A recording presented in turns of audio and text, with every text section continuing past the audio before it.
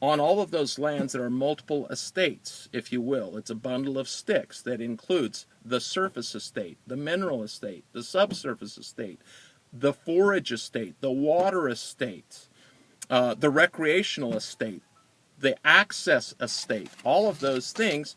And what Dr. McIntosh's presentation did is spell out how all of those rights were created under the previously enacted acts over a course of probably a century or more. And then what he explains to people is that under FLPMA, again, there are at least 3 mandates, statutory mandates, that are really important here. But FLPMA itself says that the act itself is subject to all valid prior existing rights. So in other words, any private property interests in the split estates that were created prior to 1976, the act is subject to. The act also says that the federal government is mandated, required to coordinate with local governments, and the policy mandate for use of those federal lands was multiple use and sustained yields. And so those were the basic concepts that Angus McIntosh was talking about as part of the Storm over Rangeland series. Now, there's been a lot of speculation that we were trying to use that series to recruit support for what was going on at the refuge for the occupation. And the reality is nothing could be farther from the truth. In reality, we were trying to do just the opposite. We were trying to create a diversion. We were trying to distract attention from what was going on in Oregon, which in my opinion was kind of like this case is, kind of a 3-ring circus. And we were trying to give ranchers an opportunity to engage in something potentially more productive, which was educating themselves about their rights. And as part of that educational process, as an attorney, on some of those occasions, I did talk to them about several other options. And there's been much speculation about that.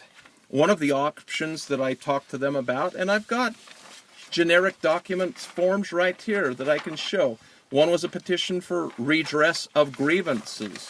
One was a custom permit that we discussed that was based on the original 1920 grazing permit. We took that permit instead of the 20, 30-page permits that we see today that ranchers a lot of times don't have an opportunity to negotiate about their terms. We took that permit and we basically customized that, and we said, now what you might want to do is go sit down with the BLM or Forest Service and negotiate some of these terms.